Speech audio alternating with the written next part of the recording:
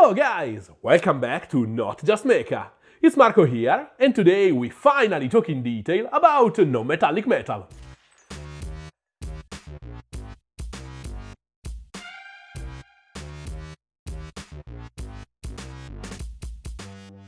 I know, it was about time. And we'll start from the simplest, most intuitive and user-friendly practical approach I can think of. That's pure basic layering, with a limited palette of 3-4 colors, because this will become a proper series. This is the first time I tackle this topic in a monographic way, and the reason for this delay is that I find non-metallic metal relatively easy to paint, but really difficult to explain, especially in a general, non-specific way, good for every situation. If I think about real metal, or even worse, I check my huge folder of metallic references, at least a dozen of practical ways to paint different metallic finishes pops immediately in my mind. So my solution to this teaching conundrum is simply to show you in a series a ton of specific, painted, practical examples. Don't forget to like, share and subscribe! And if you want to support my work, check my Patreon page up here, where I publish the real-time footage of my videos and extra cool stuff. Thanks a million, guys! When painting, I always have a handful of reference pictures on the table, maybe only to better understand the light setting, or the general mood of a scene. But I find this practice even more important when the focus of a model is completely on materials and textures, like this guy in full non-metallic metal armor. Inspired by the references, I went for a desaturated gold / bright bronze kind of material, shiny but without a proper polished mirror finish, and completely covered in fine little scratches, dents and battle damage. Because what doesn't kill you still leaves a mark on your armor. I start from a black primer because the plan is to work with just a basic layering approach and a dark to light overlap of tones. So starting from the darkest and lowest possible value is a natural choice. But the priming stage is worth of mention here because this layer is already part of the visual effect I want to build. I'm going to work with absolutely matte paints to have a total control over lights, real and fake reflections. But matte shadows always look dull and without any depth. So a satin, slightly glossy first layer is always my go-to to introduce from the beginning a zero-effort, subtle level of extra contrast into the mix and more effective shadows. Plus, you get a ton of information about how light really behaves and reflects on these precise shapes that you can reference and use in the next stages. But I immediately take a step away from the absolute lack of tones and chromatic information of black, covering it almost completely with a fairly solid coat of burnt sienna, a warm reddish brown that, working in semi-opacity over black, keeps a deep dark value, but with a clear colored nature. Again, I choose a paint that I know delivers a satin, slightly reflective finish, especially when sprayed in thicker layers, because I'm still into the territory of the deepest shadows, and I want that powerful contrast of finish with the lights. My reference artworks inform me that, since the material is not extremely reflective, the general spectrum of contrast I need doesn't really go to pure black, like it happens on the polished mirror surface of my airbrush, for example. So I leave black in the panel lines, and only in the deepest areas facing downwards, because I don't really need it as a color. Ooh, and I choose the airbrush for this only because it's faster in covering all this surface at once. Then I move to the palette and a few matte paints that will be the only tools I need from now on. I start my climb of the value and chromatic scale with raw sienna, a lighter, vibrant orange-brown, and another classic earth tone that you can find anywhere in the world, in any proper line of paints, no matter if you're working with acrylics, oils, inks, watercolors or gouache. I still remember the irrational panic of painters when the old snakebite leather went out of production, and I know there's still people hunting for those spots on eBay. This never happens with stuff from the art store, and using this kind of materials, you become able to speak a more universal, I would say objective language of color, easier to reference and share with any kind of artist.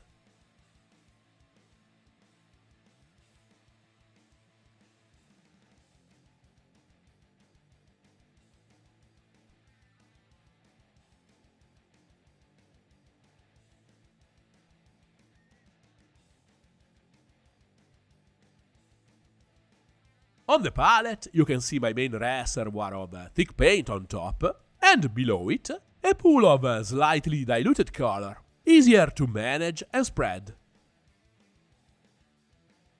To keep things simple and user-friendly, and because of the scratchy visual needs of this specific kind of metal, I'm working with classic, fully opaque layers. So I don't even use my usual matte medium to alter the properties of the paint.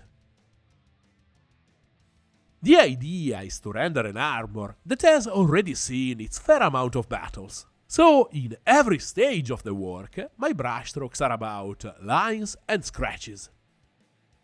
They will become more and more controlled, contained, precise and refined, but still just a bunch of thin lines.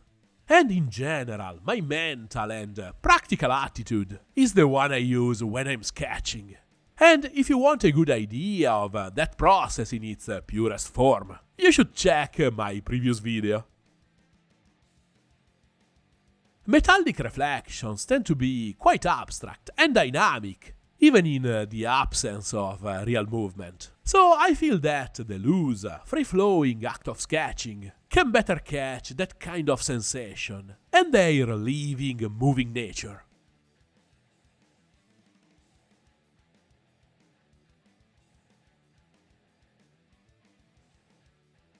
Okay, now that you can see painted volumes appearing on the model, and my commitment to some foundational, abstract shapes and pools of light, we can finally talk about the real hot topic inside the topic of non-metallic metal, and the most frequently asked question I get about it. Where do I place lights and reflections? And which shapes I should use? And this is precisely the part that I find difficult to explain. Because this kind of understanding and awareness comes mostly from observation and the conscious act of building a mental or physical library of images and effects coming from the real world.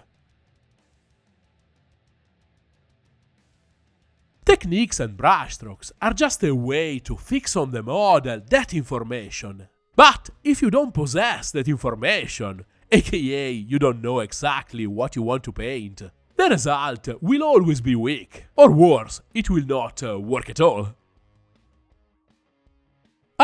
Or better, the physics of light, can give you some general pointers to start your investigation, but the most important thing is to study real metals.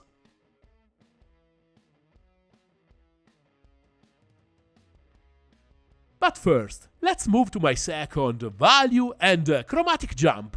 That will probably make things a bit easier to understand. Yellow oxide.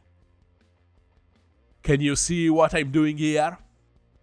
I moved from a red-brown to a much lighter orange-brown, and to an even lighter natural yellow. Can you guess where I'm going to go next? Make your calculations, and let's see in the next stage if you are right. And if not, let me know your theories in the comments. For me, the first couple of steps are always the real crucial ones, because they establish the volumes and the main shapes of the reflections. And when they are in place, it's just a matter of painting inside those same masses and forms, increasing values and contrasts. So, from the technical point of view, I don't have much to say about this step. Sure, the later stages are the ones that make the illusion work all of a sudden, completing the scale of contrast. But again, from every technical and practical point of view, they are just a direct consequence of the initial ones.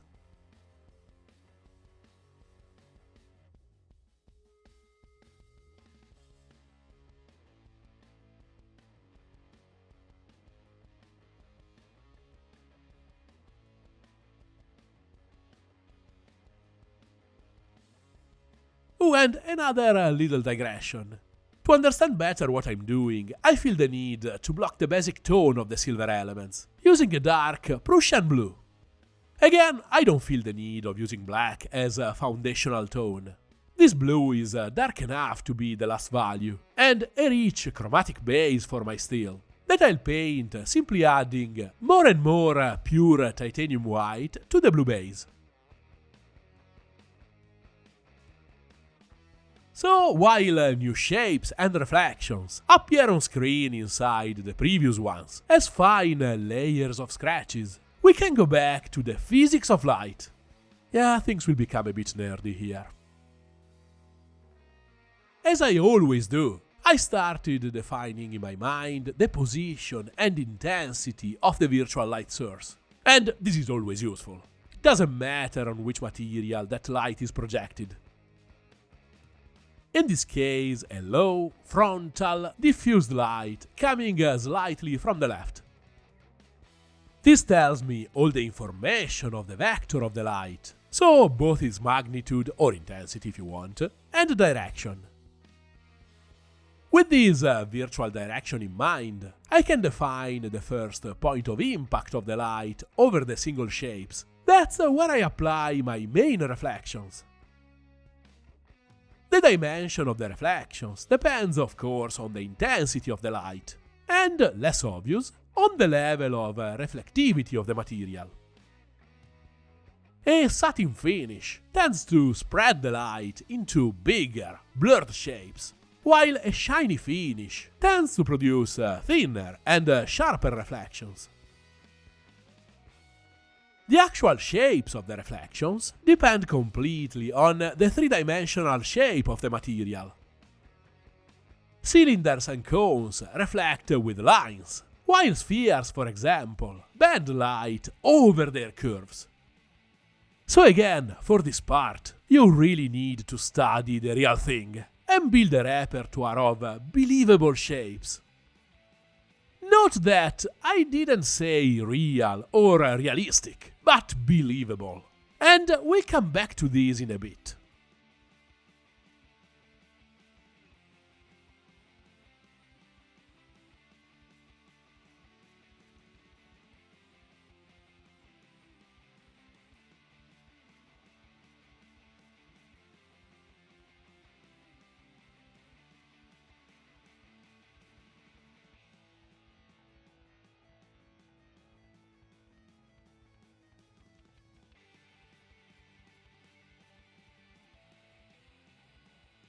For the next stage, I use unbleached titanium. That's basically a light ivory tone, but mixed with this light blue-green.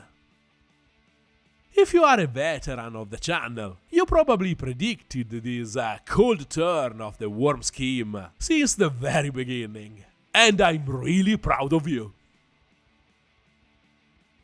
Again, the objective of this exercise, and this video, is to exercise the fear of non-metal using a linear layering of fixed tones, like any of us probably used on our first model.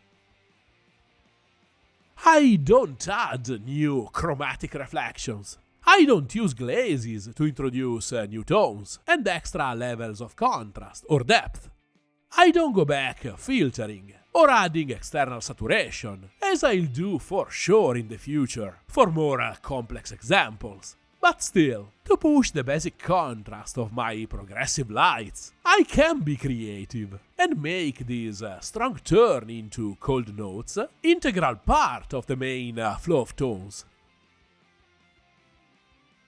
What I'll get at the end is the idea of a chromatically warm material set in a cold blue-greenish environment, delivering these sensations with its fake reflection of that imaginary light.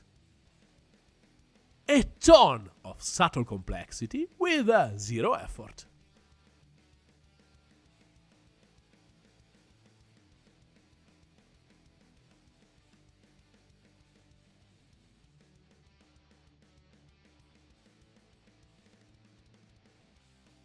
And again, the name of the game is still abstraction.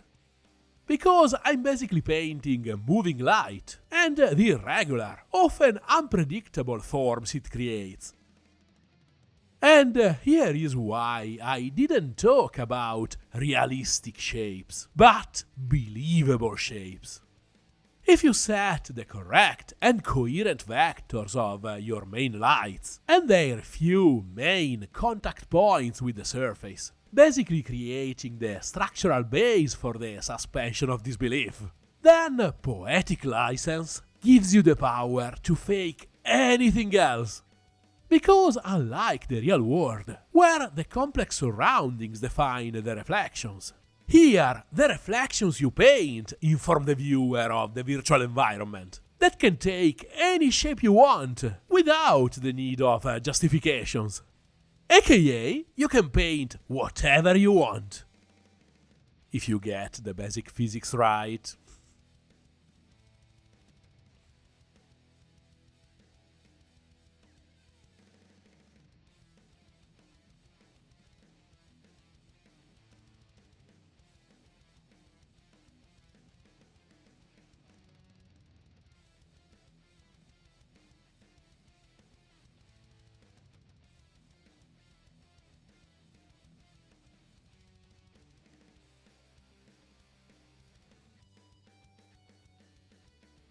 And of course I close the value progression with pure white, switching to the whitest white of my collection, to make it clearly visible, even from the last bright application. You need for sure white to complete the illusion with an extreme and contained high value, but it's more like the icing on the cake. You still need a good cake underneath. So nothing crazy here.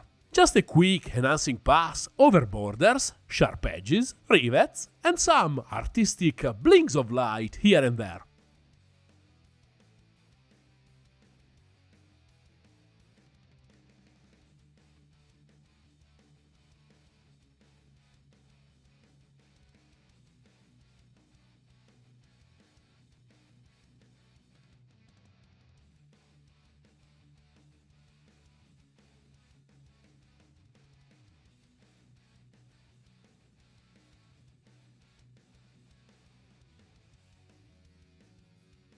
And here is the final result. A couple of hours of pure textural layering for a non-metallic metal that you'll probably never use for standard troopers. Well, even if it can be easily translated in airbrushing for an even quicker application. But that can be a solid option for a cool hero, or a central piece of your army. Because again, here we are in full army painting territory. Or, as I hope you'll do, you can use this stuff as a stepping stone for, let's call it, an academic investigation of non-metallic metal. Rest assured that this will be the main theme of these episodes. Let me know in the comments what kind of metallic effect you want to see next. If you like this video, give it a like and subscribe. Remember that you can ask me anything down below with a comment, and you can follow my projects during the week using one of my socials. And if you want to support my work, check my Patreon page and join the community, or maybe ask for a commission. See you next week, guys!